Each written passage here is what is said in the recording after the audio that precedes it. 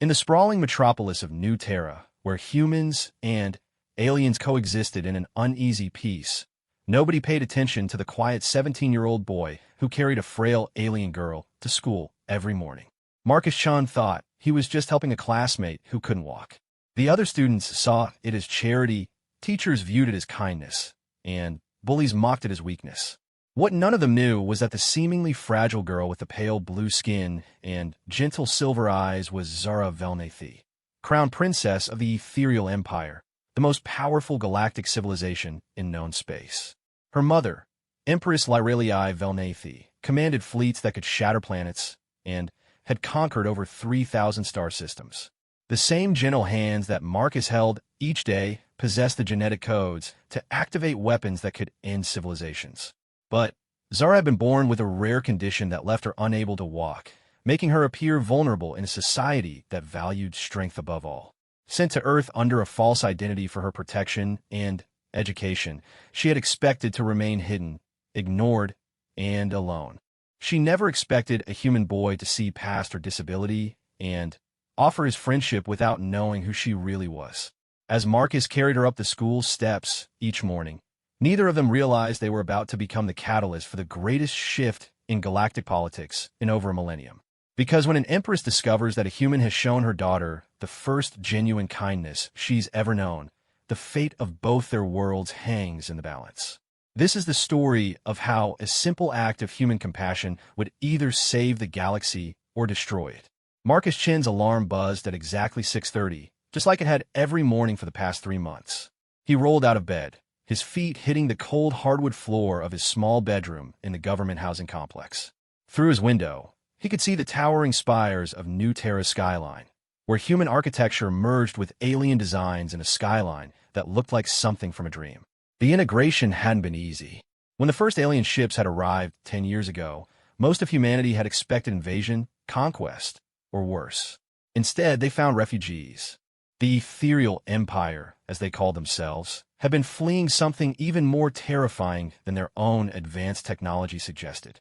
They never spoke of what they were running from, but the haunted look in their silver eyes told stories of loss that transcended species. Marcus pulled on his worn jeans and the navy blue hoodie that had seen better days. His family wasn't poor, but they weren't wealthy either. His father worked maintenance for the city's fusion plants, and his mother taught elementary school to both human and alien children. They lived simply, quietly, and tried to mind their own business in a world that had become infinitely more complicated. He grabbed his backpack and headed downstairs, where his mother was already making breakfast. Janet Chun was a small woman with kind eyes and graying hair that she kept pulled back in a practical ponytail. She looked up as Marcus entered the kitchen, noting the determined set of his shoulders. "You're doing it again today?" she asked, though they both knew it wasn't really a question. Marcus nodded, grabbing an apple from the counter. "She needs help, Mom. It's not a big deal." Janet studied her son's face. Marcus had always been different from other kids his age. Where his classmates saw obstacles, Marcus saw people who needed help. Where others saw differences, Marcus saw similarities. It was both his greatest strength and her greatest worry. "The other kids at school talk, she said gently. Mrs. Rodriguez mentioned that some parents are asking questions. "Let them ask," Marcus replied, shouldering his backpack. "I'm not doing anything wrong." "I know you're not, sweetheart. I just worry that you don't understand the bigger picture. These aliens, they're not like us. They have their own culture, their own ways. Sometimes kindness can be misunderstood." Marcus paused at the door. His mother meant well, but she didn't understand. Nobody understood. When he looked at Zara, he didn't see an alien. He didn't see someone different or strange or other. He saw a girl who was smart and funny and kind, who happened to need help getting to school. The fact that her skin was the color of morning sky and her eyes held depths like silver seas didn't matter to him at all. "I'll be careful, Mom," he said, because he knew she needed to hear it. The walk to the alien district took 20 minutes through the city center. New Terra had been built as a model integration city, with human and alien neighborhoods carefully planned to encourage interaction while respecting cultural boundaries. In practice, it meant that humans mostly stayed in their areas and aliens mostly stayed in theirs, with a few brave souls from both sides venturing into the mixed zones. Marcus had never been afraid of the alien district. The buildings were taller and more graceful than human architecture, with curved walls and soft glowing panels instead of harsh electric lights. The streets were quieter, partly because there were fewer aliens than humans in the city, and partly because the ethereal people seemed to prefer subtlety in all things. He found Zara waiting by the entrance to her apartment complex, just like she always was. She sat in her wheelchair, a sleek device that hovered silently above the ground, powered by technology that humans were still trying to understand. Her long silver-white hair was braided down her back, and she wore the simple blue dress that seemed to be standard for young, ethereal women. "Good morning, Zara," Marcus said, giving her the same easy smile he'd worn since the day they'd first met. "Good morning, Marcus," she replied. And as always, her voice carried that musical quality that made even simple words sound like poetry. Their first meeting had been an accident. Marcus had been cutting through the alien district to avoid a group of bullies when he'd seen her struggling to navigate her wheelchair up a particularly steep ramp. The hover technology worked perfectly on flat surfaces, but the older human-built infrastructure wasn't designed for alien tech. She'd been stuck, too proud to ask for help from the few aliens who passed by, and too afraid to approach any humans. Marcus had simply walked over and asked if she needed help. No big speeches about unity or tolerance or doing the right thing. Just a 17-year-old boy seeing another 17-year-old who needed assistance. When she nodded, he'd carefully positioned himself behind her wheelchair and helped guide it up the ramp, using his hands to supplement the hover technology's limited climbing ability. "Thank you," she'd said when they reached the top, and Marcus had been struck by how genuinely surprised she seemed by the simple gesture. "No problem," he'd replied. "I'm Marcus, by the way. Marcus Chun." "Zara," she'd said after a moment's hesitation. "Sorovel." He'd learned later that she attended New Terra High, the same school he did, but in the separated alien education track. The theory was that alien and human students would learn better in culturally appropriate environments before gradually integrating in higher grades. In practice, it meant that most humans and aliens graduated without ever having a real conversation with someone from the other species. When Marcus learned that Zara faced the same steep ramp every day on her way to school, plus several flights of stairs once she got there, he'd made a decision that had surprised even himself.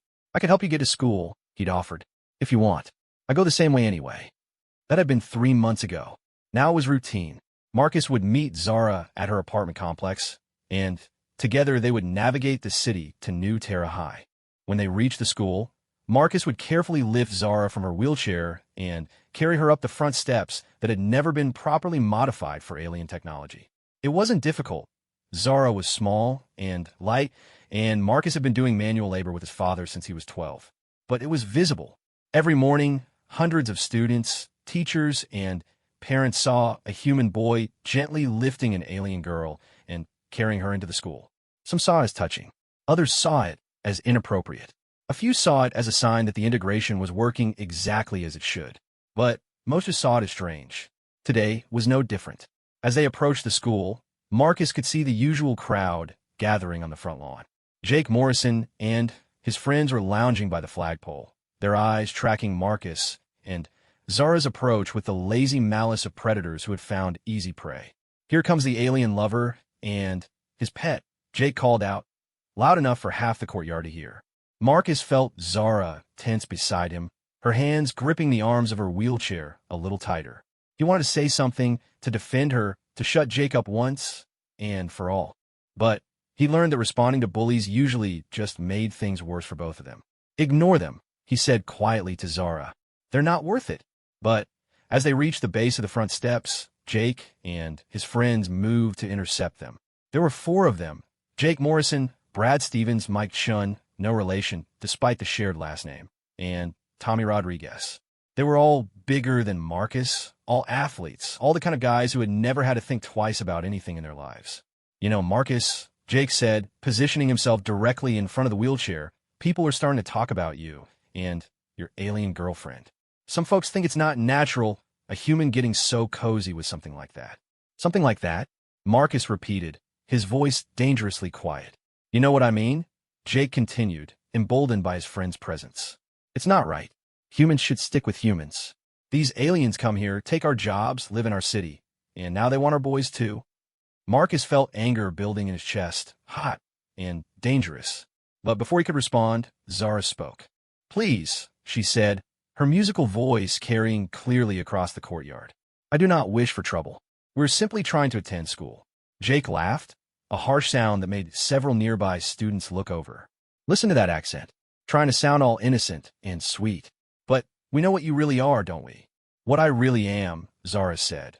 And for just a moment, something flickered behind her silver eyes, something that made the air around them feel charged with electricity. "Is a student who wishes to learn. Nothing more, nothing less." Marcus felt the change in her instantly. The air grew cooler, and he could swear he heard a faint humming sound, like machinery powering up in the distance. But then Zara took a deep breath, and everything went back to normal. "Come on, guys," Marcus said, trying to keep his voice steady. "We're going to be late for first period." "Oh, you're not going anywhere," Jake said, stepping closer. "See, we've been talking to some of the other parents, and they're concerned. They think maybe you're getting a little too friendly with the aliens. Maybe forgetting which species you belong to. And maybe," Brad added, cracking his knuckles theatrically, "you need a reminder."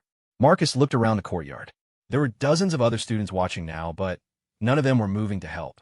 Most looked uncomfortable, but not uncomfortable enough to get involved. A few teachers were visible in the distance, but they were too far away to intervene quickly. He was on his own. "Let us pass," Marcus said, moving to stand protectively in front of Zara's wheelchair. "Or what?" Jake challenged. "You'll fight all four of us?" "For her." Marcus looked down at Zara, who was watching the exchange with wide silver eyes. In 3 months of walking her to school, he'd never seen her look afraid before. She always maintained a calm dignity that seemed almost regal.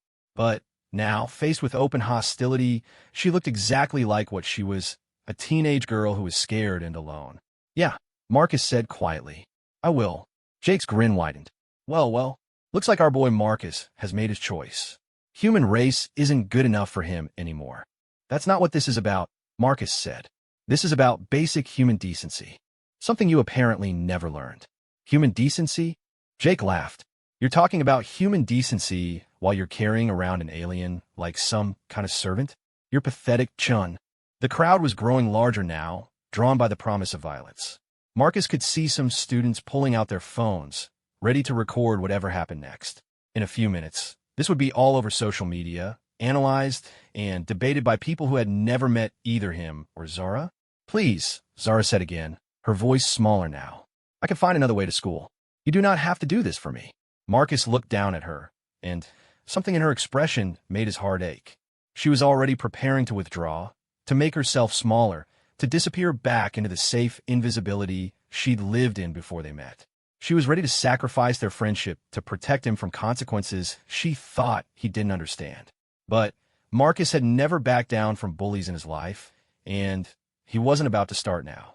"I'm not doing this for you," he said, his voice carrying clearly across the courtyard. "I'm doing this because it's right. Because in my family, we don't abandon our friends when things get difficult. Because when someone needs help, you help them. Period." He turned back to Jake and his friends, who were still blocking the stairs. "Now get out of our way." Jake's smile faded, replaced by something uglier.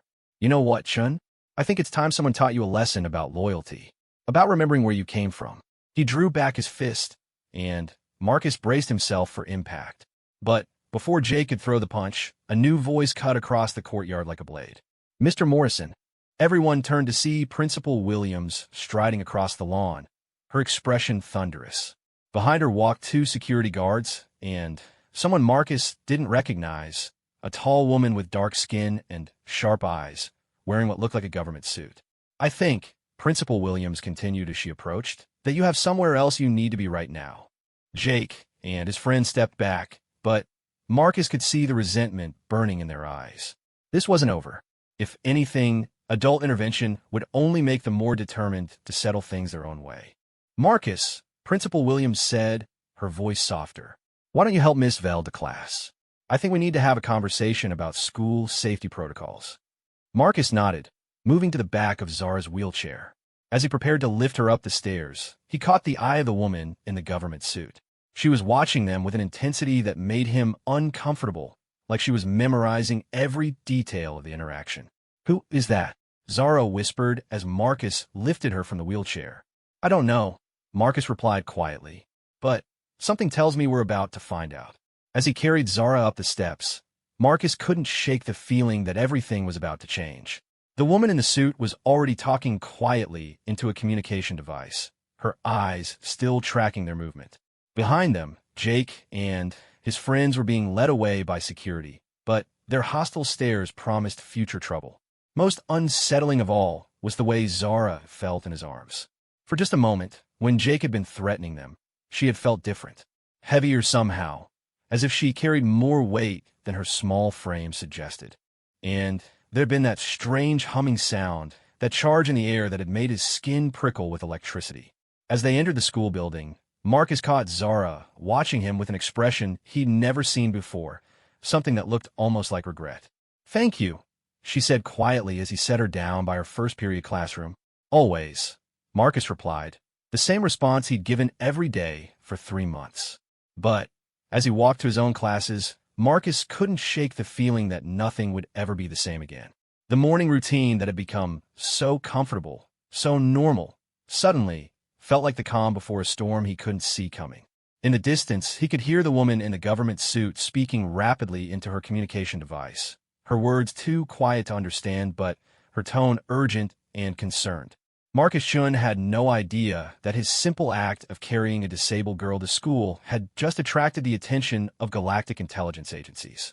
He had no way of knowing that Zaravel wasn't just any alien refugee, but the most protected individual in known space. And he certainly couldn't have predicted that his kindness was about to set in motion events that would change the fate of both their worlds. As first period began, and the school settled into its normal rhythm, 3 things were happening simultaneously across the galaxy. On Earth, government agencies were mobilizing to investigate what they saw as a potential security breach. In the depths of space, encrypted messages were racing toward the heart of the ethereal empire at faster-than-light speeds. And in a command center that spanned an entire moon, an empress was about to learn that her daughter's carefully maintained secret identity had been compromised. The storm was coming. Marcus Chun and Zaravel just didn't know it, yet Point 7, the woman in the government suit, was named Director Sarah Matthews, and she had been watching Marcus Chun carry Zaravel to school for exactly 17 days. Her official title was Regional Coordinator for Alien Integration Affairs, but her real job was much more complicated than that. Sarah worked for a joint human-alien intelligence agency that most people didn't know existed, tracking potential security threats in the delicate balance between species. What had started as a routine monitoring assignment had become something else entirely when facial recognition software had flagged Zaravel's identity 3 weeks ago. The computer systems had found partial matches with ethereal empire databases, suggesting that the quiet disabled girl being carried to school by a human teenager might be connected to someone important. Very important. Now, sitting in her car outside New Terra High, Sarah was on an encrypted video call with her superior, watching the morning's confrontation play on her tablet screen for the 3rd time. "The situation is escalating, Director Chun," she said into her secure communicator. "The Morrison boys' harassment is becoming more public, more aggressive.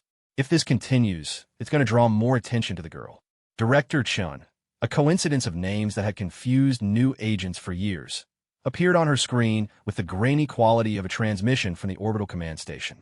He was a serious man in his 50s, with gray hair and the kind of tired eyes that came from knowing too many secrets. "What's your assessment of the human boy?" he asked. "Marcus Chen, Norilas Chen. Could he be a plant? Someone deliberately positioned to get close to the target." Sarah looked back at the school building where Marcus had just disappeared with Zara. "Negative, sir. I've run deep background checks on his entire family.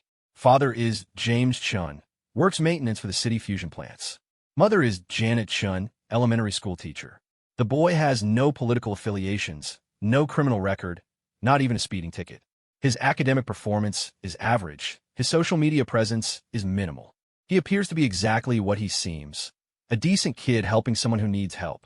That almost makes it worse," Director Chun muttered. "If he was a spy, we could handle it quietly. But an innocent civilian getting this close to a potential high-value target creates complications we can't control." Sarah pulled up another file on her tablet. "There's more, sir. We've confirmed the identity match. Zaravel is definitely Zara Velnathi, crown princess of the ethereal empire. The genetic markers are a perfect match for samples in the Imperial database. Director Chen's expression grew grim. Jesus, do we know if the Empress knows her daughter's location has been compromised? Unknown, sir. But, given the sophistication of their intelligence networks, we have to assume they're aware of our surveillance. The question is what they plan to do about it. And what about the boy? Does he know who she really is? Sarah reviewed the footage again, watching Marcus's genuine concern as he protected Zara from the bullies. No, sir, I don't think so. His behavior is consistent with someone who sees her exactly as she's presenting herself, a disabled refugee student. There's no indication that he knows her true identity. That might be the only thing saving his life right now, Director Chen said quietly. Keep monitoring the situation, but do not interfere unless absolutely necessary. The last thing we need is to create a diplomatic incident over a high school romance. Understood, sir. But what if the harassment escalates? What if this Jake Morrison boy does something stupid? Director Chun was quiet for a long moment. Then, we'll have to make some very difficult decisions very quickly. Keep me informed of any changes. Chin out.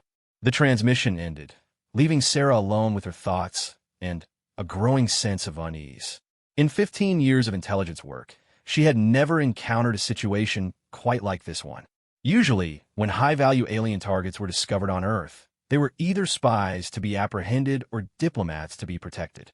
Zara Velnathy was something else entirely, a teenage girl who apparently just wanted to go to school.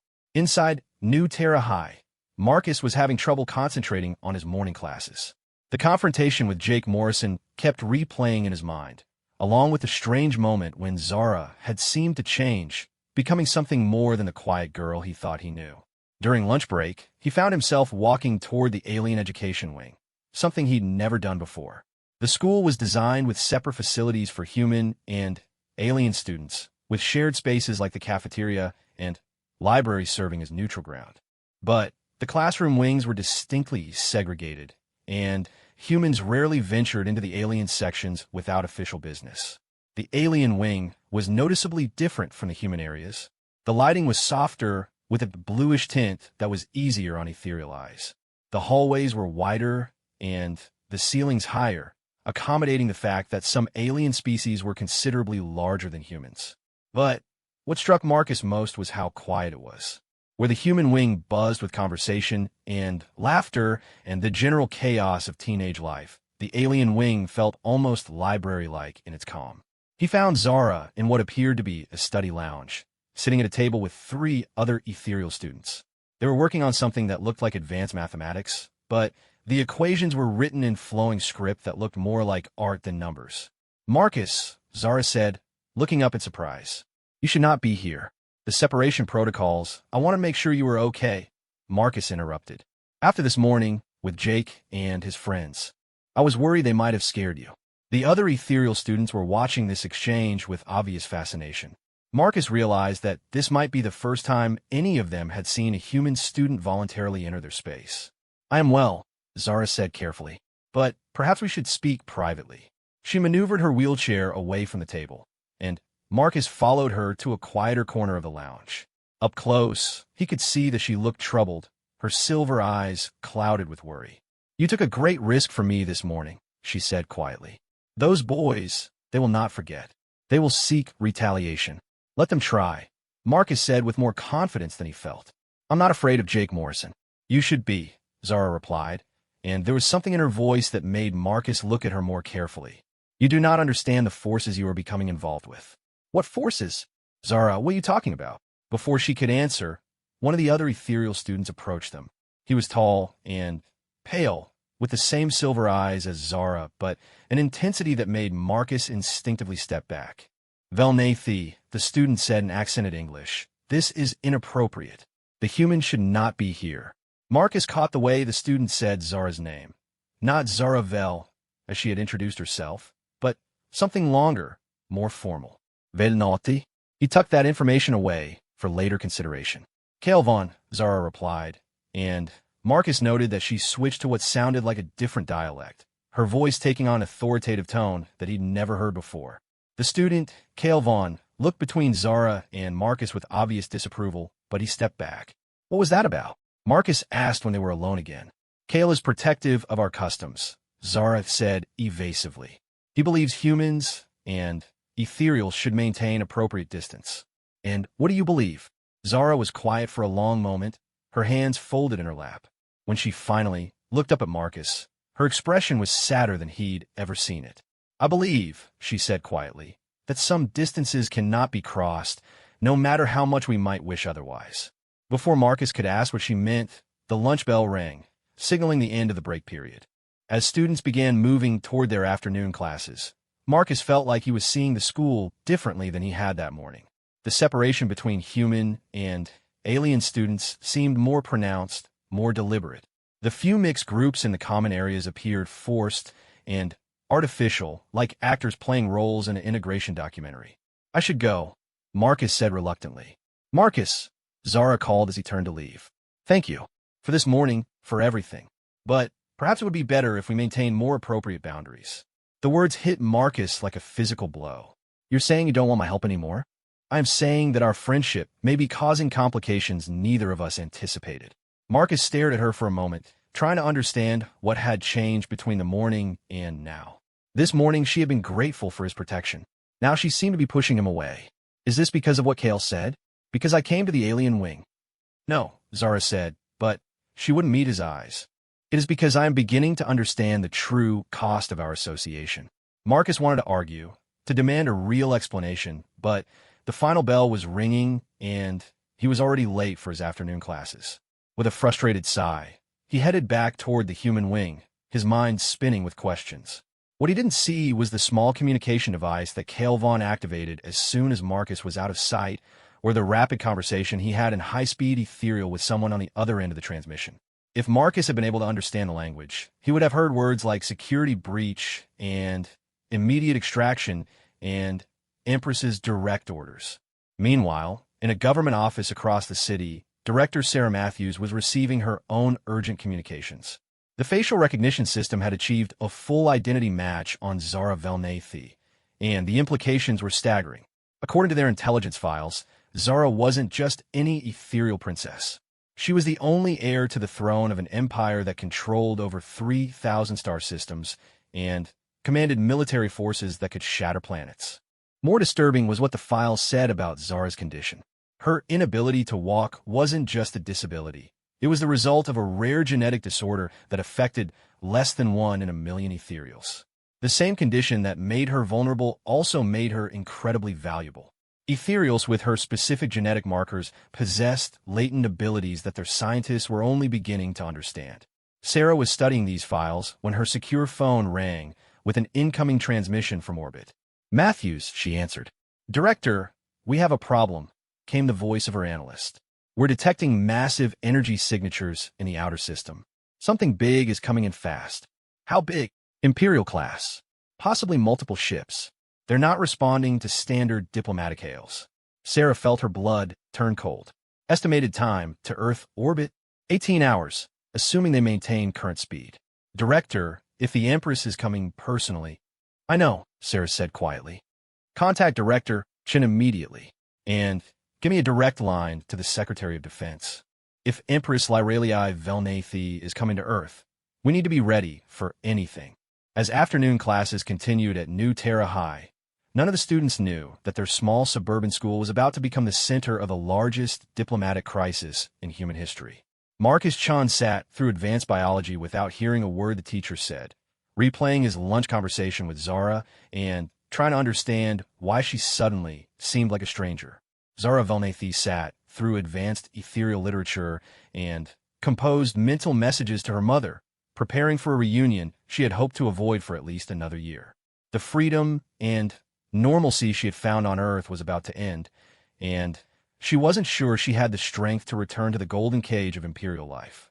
Neither of them knew that Jake Morrison was in the principal's office with his parents, spinning a story about alien students threatening human kids and demanding action to protect our children from these invaders. His version of the morning's events bore little resemblance to what had actually happened, but it was compelling enough to worry parents and administrators who were already nervous about integration. And 3,000 miles above their heads, the first ethereal Imperial Scout ship dropped out of hyperspace and began scanning Earth's surface with sensors that could detect a specific genetic signature from orbit. The search was centered on New Terra, and it would not take long to locate their target. The storm that had been building all day was about to break. And when it did, Marcus Chin's simple act of carrying a disabled girl to school would either be remembered as the spark that started a war or the bridge that prevented one. By evening, everyone would know that Earth was no longer just a refuge world for ethereal immigrants. It had become the stage for a confrontation between species that would determine the future of both civilizations. The teenage boy who just wanted to help his friend get to school was about to discover that sometimes kindness has consequences that reach across the stars. Marcus woke to the sound of military aircraft flying overhead at 4 in the morning. The deep rumble of engines was unlike anything he'd heard before. Not the familiar whine of human jets, but something deeper, more resonant, that seemed to make the windows of his house vibrate in their frames. He stumbled to his bedroom window and pulled back the curtains, expecting to see the usual pre-dawn darkness. Instead, the sky was alive with lights. Massive shapes moved through the clouds, their hulls gleaming with an opalescent sheen that caught and reflected the city lights below. These weren't human aircraft. They were ethereal ships, and there were dozens of them. "Marcus," his father called from downstairs. "Get down here now." Marcus pulled on clothes and ran downstairs to find his parents huddled around their emergency radio. The regular television stations had gone to a holding pattern, showing only a government seal and instructions to remain calm and stay indoors. "What's happening?" Marcus asked, though part of him already suspected he knew. "Ethereal Imperial Fleet," his father said grimly. "They showed up about 2 hours ago. Complete communications blackout from the government, but the emergency channels are saying it's the largest alien presence Earth has ever seen." Janet Chin looked up from the radio, her face pale with worry. "They're saying it might be some kind of diplomatic visit, but Marcus, fleets this size don't usually come for friendly conversations." Marcus felt a cold, knot forming in his stomach. Yesterday, Zara had talked about forces he didn't understand, about complications and appropriate boundaries. Today, an Imperial fleet was hovering over Earth. The timing couldn't be a coincidence. "I have to go," Marcus said, already moving toward the door. "Absolutely not," his mother said firmly. The emergency broadcast specifically said to remain indoors. "Whatever this is about, you're not getting involved." "Mom, I think I might already be involved." Before his parents could stop him, Marcus grabbed his jacket and slipped out the front door. The streets of New Terra were eerily quiet, with most residents following the government's instructions to stay inside. But Marcus could see lights on in windows throughout the neighborhood, and he could feel the tension crackling in the air like electricity before a thunderstorm. The walk to the alien district took twice as long as usual, because Marcus had to avoid the military checkpoints that had appeared on major streets. Human soldiers were working alongside ethereal peacekeepers, their body language suggesting coordination rather than conflict. Whatever was happening, it seemed like both governments were cooperating.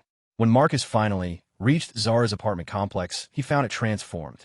The graceful curves of ethereal architecture were now surrounded by energy barriers that shimmered like heat waves.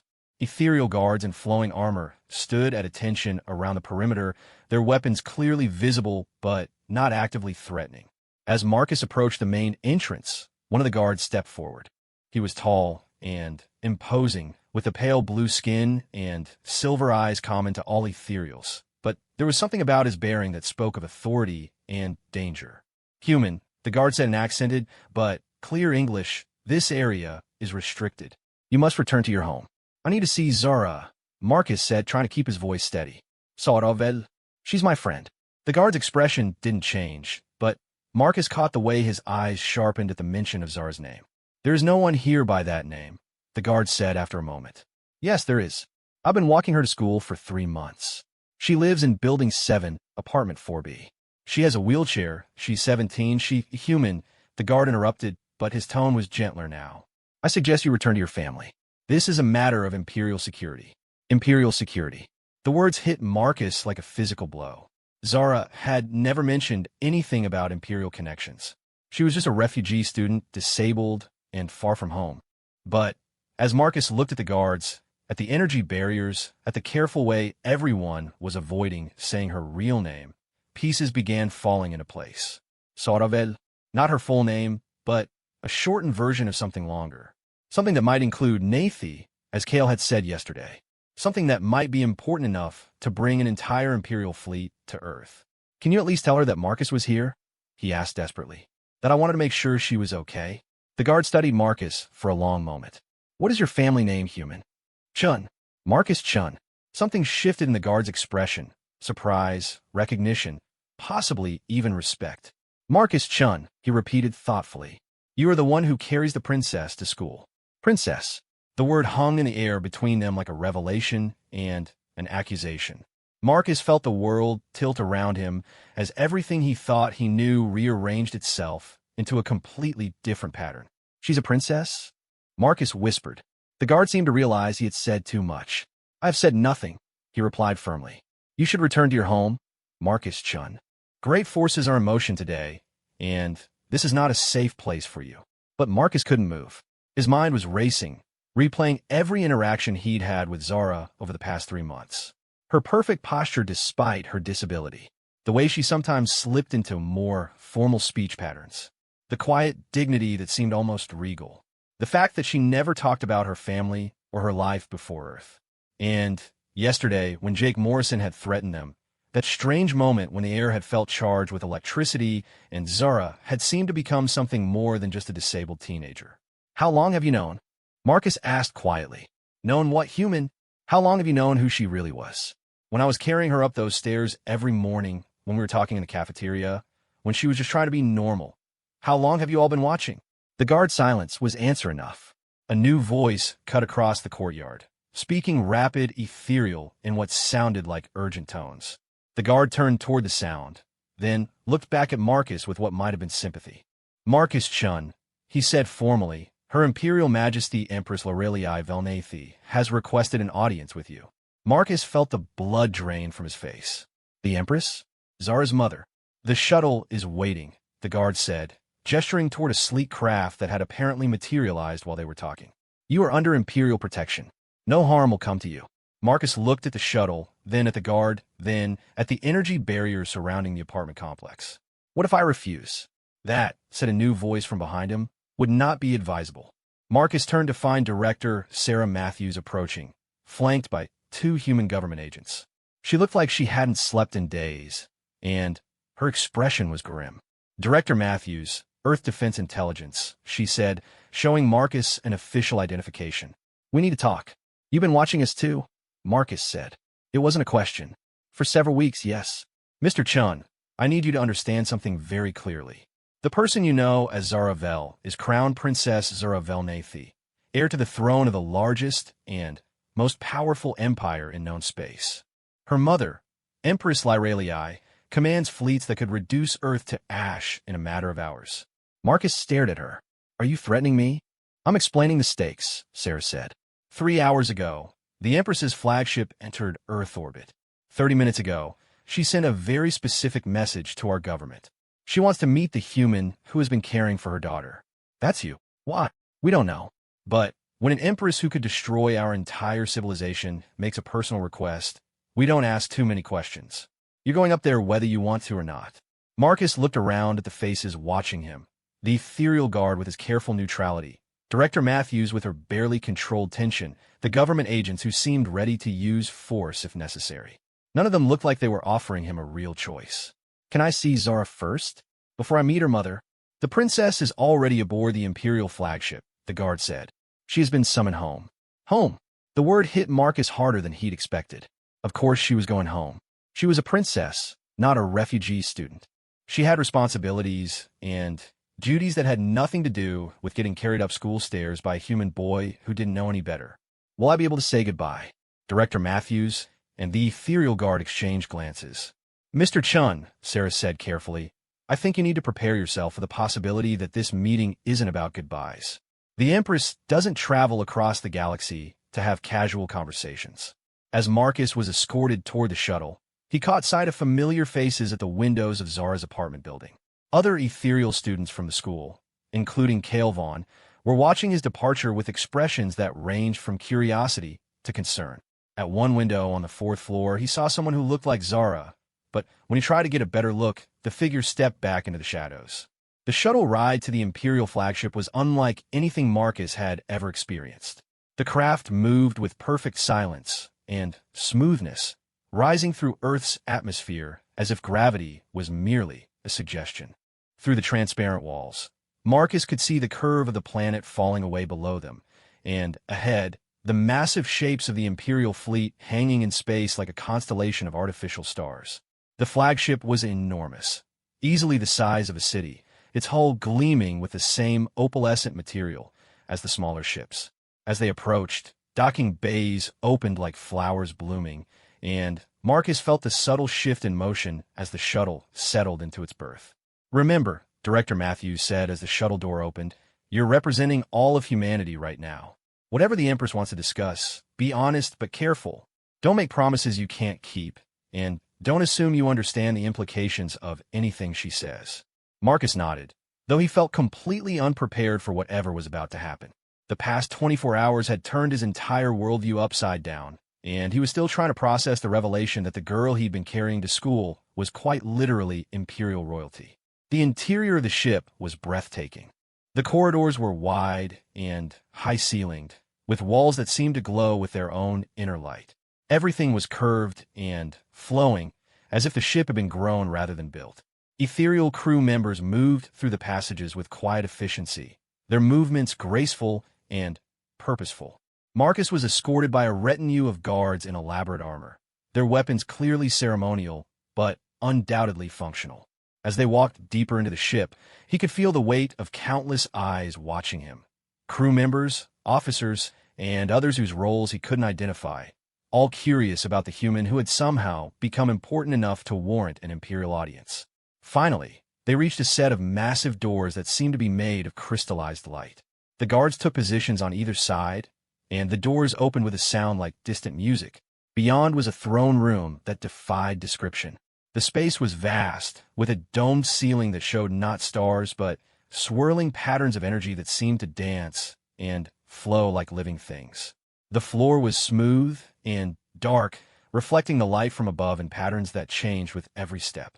And at the far end of the room, on a throne that appeared to be carved from a single massive crystal, sat Empress Lyralii Velnathi. Marcus had expected someone who looked like an older version of Zara, but the reality was far more overwhelming. The Empress was tall and regal, with the same pale blue skin and silver eyes as her daughter, but there was something about her presence that made the very air seem to vibrate with power. Her hair was long and white, flowing around her shoulders like liquid silver, and she wore robes that seemed to shift color in the changing light. But what struck Marcus most was how much she looked like Zara. Beneath the imperial regalia and the aura of absolute authority, he could see the same gentle features, the same intelligent eyes, the same careful way of holding herself.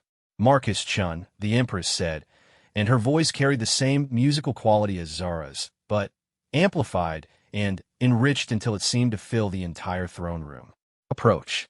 Marcus walked forward on unsteady legs, acutely aware that every step was being watched and evaluated. When he reached what seemed like an appropriate distance from the throne, he stopped and tried to remember if anyone had told him the proper protocol for meeting an empress. "Your Imperial Majesty," he said, hoping he was getting it right. "I'm honored to meet you." Empress Lyralii studied him in silence for a long moment, her silver eyes seeming to see straight through to his soul. When she finally spoke, her words were not what Marcus had expected. "You carry my daughter to school," she said simply. "Yes, Your Majesty." "Ido." "Why?" The question hung in the air between them. Marcus realized that his answer might be the most important words he ever spoke, not just for himself, but potentially for the relationship between their species. "Because she needed help," Marcus said finally. "And when someone needs help, you help them. It's not complicated." The Empress leaned forward slightly, her expression unreadable. "Is it not? You are human. She is ethereal. You are subjects of different governments, members of different species. There are protocols, boundaries, appropriate distances to be maintained. Yet you chose to ignore all of these considerations for the sake of a girl you barely knew." Marcus felt like he was being tested, but he wasn't sure what the right answer was supposed to be. So he decided to stick with the truth. "I didn't ignore anything, Your Majesty. I just didn't think any of that stuff mattered as much as the fact that she couldn't get up the stairs by herself. Something flickered across the Empress's face, surprise, perhaps, or recognition. My daughter, she said slowly, has never had a friend. The words hung in the air, and Marcus suddenly understood that this conversation wasn't really about politics or diplomacy or species relations. It was about a mother worried about her child. She's easy to be friends with, Marcus said quietly. She's kind and smart and funny. She sees things differently than other people, but in a good way. She makes me think about stuff I never would have considered before. And, do you know, the Empress asked, what she has told me about you? Marcus shook his head. She says that you're the first person who has ever seen her as simply herself. Not as a princess, not as a symbol, not as a political asset or a security concern. Just as Zara.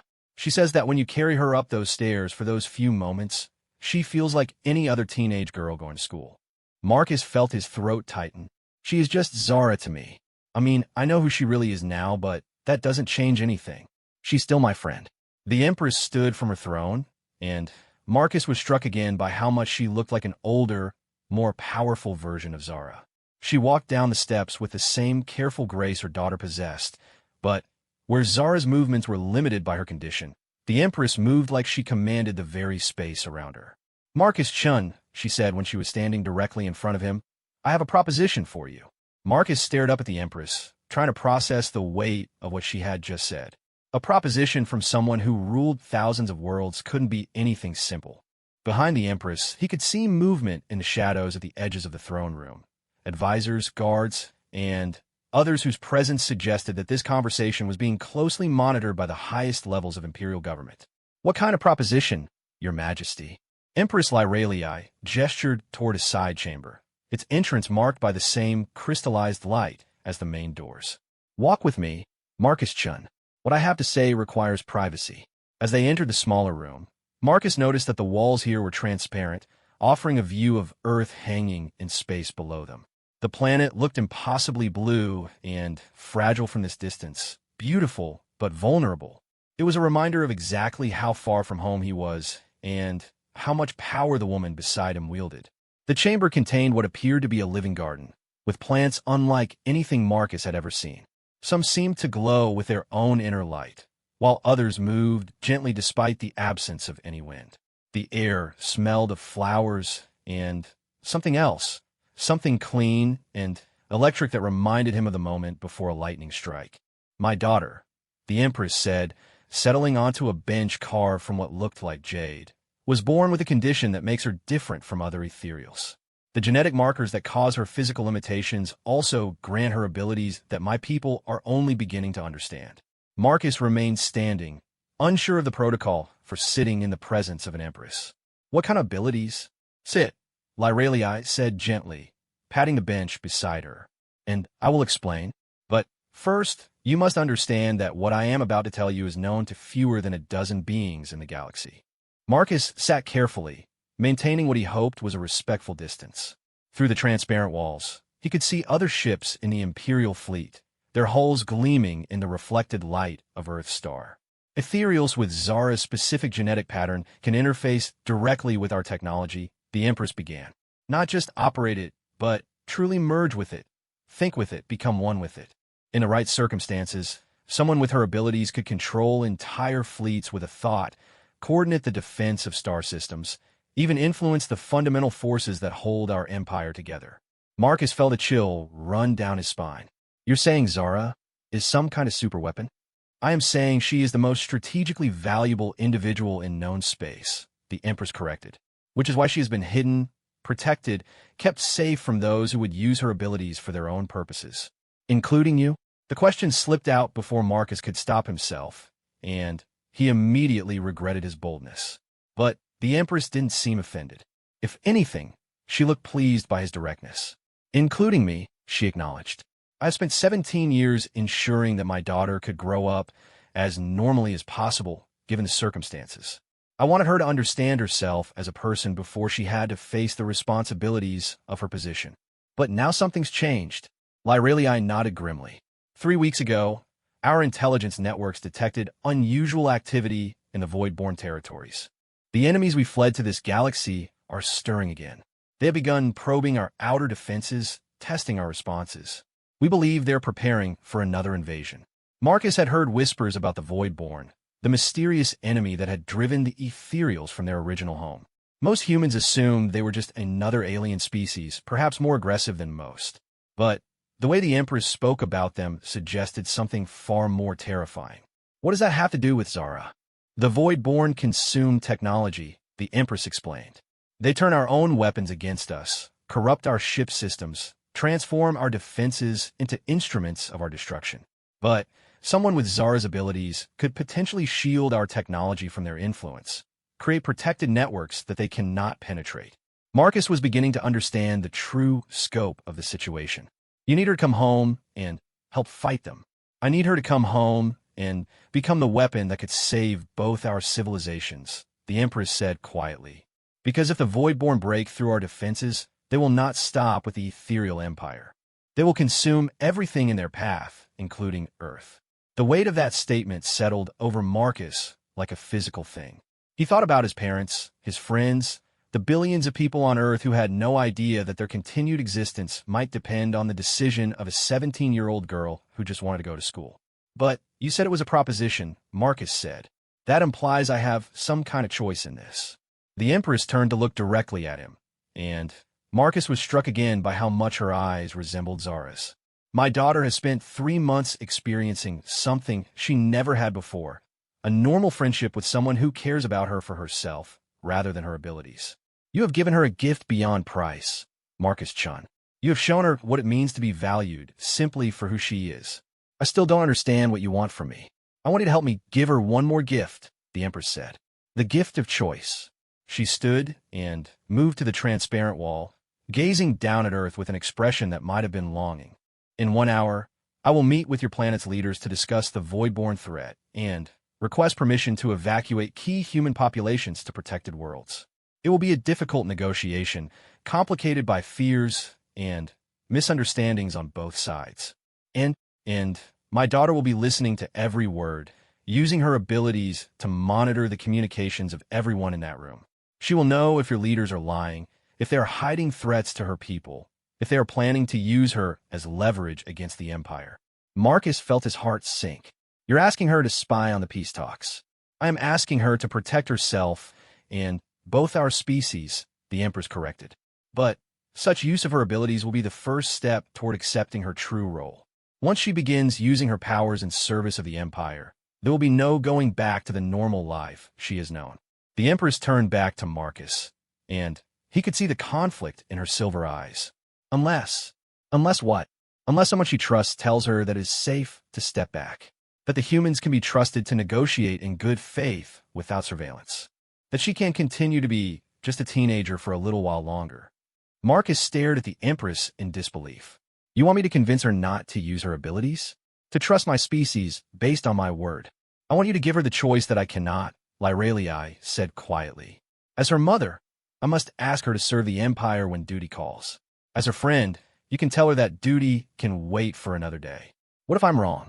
What if Earth's leaders are planning something that puts her in danger? Then we will all learn the consequences of trust, the Empress said. But Zara will have had one more day of being a normal girl with a normal friend. And perhaps that will be worth the risk. Marcus walked to the transparent wall and looked down at Earth, trying to process what the Empress was asking of him. In the space of 24 hours, he had gone from thinking Zara was a refugee student to learning she was a princess with abilities that could reshape the galaxy. Now her mother was asking him to influence decisions that could affect the fate of both their civilizations. Can I see her? Before I decide. She is waiting in her quarters, the Empress said. But Marcus-chun, you should know that she has already made her choice. She intends to fulfill her duty, to use her abilities to protect both species during the negotiations. You would be asking her to trust your judgment over her own sense of responsibility. Maybe, Marcus said quietly. Or maybe I'd be asking her to remember that she's 17 years old and she shouldn't have to carry the weight of 2 worlds on her shoulders. The Empress was quiet for a long moment. You care for her a great deal. She's my friend, Marcus said simply. And friends don't let friends sacrifice themselves just because they think they have to, even when that sacrifice might save billions of lives. Marcus turned to face the Empress directly. Your Majesty, with respect, if the fate of billions of lives depends entirely on one teenager using abilities she's barely learned to control, then maybe we need better plans. For the first time since he'd met her, Empress Lyrelii Velnathi smiled. You know, Marcus Chun, I think I'm beginning to understand why my daughter values your friendship so highly. 30 minutes later, Marcus found himself standing outside Zara's quarters, his heart pounding with nervousness. The past hour had been a whirlwind of revelations and impossible choices, and he still wasn't entirely sure what he was going to say to her. The door opened at his approach, revealing a room that was both alien and familiar. The walls curved gracefully upward to a domed ceiling that showed a holographic view of what Marcus assumed was Zara's homeworld, a planet with purple skies and floating islands connected by bridges of crystallized light. The furniture was elegant, but comfortable, designed for someone who needed to spend time seated or lying down. Zara was waiting by the window, still in her wheelchair, looking out at the stars beyond Earth. She had changed from her simple school dress into flowing robes that seemed to shift color in the changing light. Clearly formal, were appropriate for an imperial princess. But when she turned to face him, she was still just Zara, with the same gentle smile and intelligent silver eyes he'd come to know so well. "Hello, Marcus," she said quietly. "I was hoping you would come. Your mother told me about the negotiations," Marcus said, crossing the room to sit in a chair near her wheelchair. "She told me about what you're planning to do. Then you understand why it is necessary." "I understand why you think it's necessary," Marcus corrected. "But, Zara, you don't have to do this. You don't have to give up being yourself just because other people are scared." Zara was quiet for a moment, her hands folded in her lap. "Do you know what it was like," she said finally, "to spend 3 months pretending to be someone I was not?" "You weren't pretending," Marcus said firmly.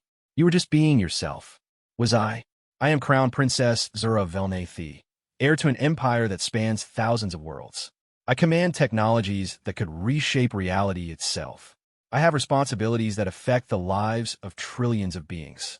That is who I truly am, Marcus. The girl you carried to school was the pretense." Marcus felt anger building in his chest, not at Zara, but at the situation that was forcing her to think this way. "No, you're wrong. The girl I carried to school, the one who laughed at my stupid jokes and helped me with my math homework and worried about fitting in with the other students. That's who you really are. All the rest of it is just stuff that happened to you." "Stuff that happened to me?" Zara's voice carried a note of disbelief. "Marcus, I was born to rule an empire. My abilities are not optional gifts I can choose to ignore. They are fundamental to who I am." "They're part of you," Marcus agreed. "But they're not all of you. You're also someone who loves reading poetry in 3 different languages, who gets excited about ancient history, who always remembers to ask about other people's problems even when you're dealing with your own. You're someone who worries about whether she's a burden to her friends, who tries to make herself smaller so other people feel more comfortable, who thinks everyone else's needs matter more than her own." Zara stared at him in silence, and Marcus could see tears beginning to form in her silver eyes. "That's the person I know," he continued. "That's my friend. And I refuse to believe that person has to disappear just because you can interface with alien technology, or because some ancient enemy is making threats, or because your mother needs you to spy on peace negotiations. You do not understand," Zara said, her voice barely above a whisper. "If I do not use my abilities today, people may die, both humans and ethereals. How can I live with myself if I choose my own comfort over their safety? And how can you live with yourself if you disappear into being a weapon and never get to be a person again?" Marcus countered, "Zara, your mother brought an entire fleet to Earth just to give you one more choice. Don't you think that means something?" "It means she loves me," Zara said, wiping at her eyes. "But love does not change duty." Marcus leaned forward in his chair, trying to find the right words. "What if duty could wait for one more day? What if, just this once, we trusted that the adults in that negotiation room can figure things out without putting a 17-year-old girl in the middle of it? And if they cannot, then we'll deal with that when it happens. But, Zara, once you start down this path, there's no going back. Once everyone knows what you can do, you'll never just be a teenager again. You'll be Crown Princess Zara Velnathi for the rest of your life, and the girl who worried about algebra tests and whether her hair looked okay will be gone forever." Zara was quiet for a long time, staring out at the stars beyond Earth. Marcus could see the conflict playing out across her face, duty warring with desire, responsibility fighting with the simple wish to remain young for just a little longer. "What would you do?" she asked finally. "If you were me, what choice would you make?" Marcus thought about it carefully. "I'd ask myself one question. Am I doing this because I truly believe it's the only way to protect people? Or am I doing it because I've been told my whole life that my worth depends on my abilities? That is not a fair question." "Maybe not," Marcus admitted, "but it's an honest one." Zara turned her wheelchair to face him fully, and Marcus could see the weight of worlds in her silver eyes. "If I choose to step back, to remain just a student for now, will you still carry me to school tomorrow morning? If the negotiations go well, and we're all still here tomorrow morning, absolutely," Marcus said without hesitation. "Same time as always. Even knowing who I really am, especially knowing who you really are," Marcus said firmly. "Because now I understand just how brave you've been, trying to be normal when you could have demanded special treatment. Now I know that every day you chose to be my friend instead of using your abilities to solve every problem. That makes you even more extraordinary than I thought." For the first time since he'd entered her quarters, Zara smiled. The same gentle, genuine smile he'd seen every morning for 3 months. "Very well," she said quietly. "I will trust your judgment. I will trust that the adults can manage one conversation without my intervention." "But Marcus..." "Yeah. If this goes badly, if people are hurt because I chose to remain on the sidelines, I will never forgive myself. And if it goes well," Marcus said, "maybe you'll learn that being extraordinary doesn't always mean sacrificing yourself for everyone else." As they sat together, looking out at the stars, neither of them knew that the conversation happening in the negotiation room below was going exactly as the Empress had hoped. Earth's leaders, unaware they were not being monitored, were proving themselves to be exactly as honest and well-intentioned as Marcus had believed them to be. Sometimes, it seemed, trust was not misplaced. And sometimes the most important choice was not the one that seemed most necessary, but the one that preserved the possibility of remaining human or ethereal in an increasingly complicated universe. The storm that had been building was about to break, but perhaps, with careful choices and mutual trust, it would bring rain instead of destruction. 3 months later, Marcus Chun was still carrying Zara Velnathy to school every morning, but almost everything else had changed. New Terra High had been transformed from a simple integration school into something unprecedented in galactic history, a joint educational institute where human and ethereal students learned together in truly integrated classrooms. The old separation protocols had been abandoned in favor of mixed classes, shared projects, and collaborative learning that brought both species together in ways that had never been attempted before. The negotiations that had taken place on the Empress's flagship had exceeded everyone's expectations. Earth's leaders, unmonitored but trusted, had proven themselves worthy of that trust by offering not just sanctuary for ethereal refugees, but genuine partnership in facing the void-born threat. In return, the ethereal empire had shared defensive technologies that would help protect both civilizations, while carefully avoiding anything that could be turned into offensive weapons.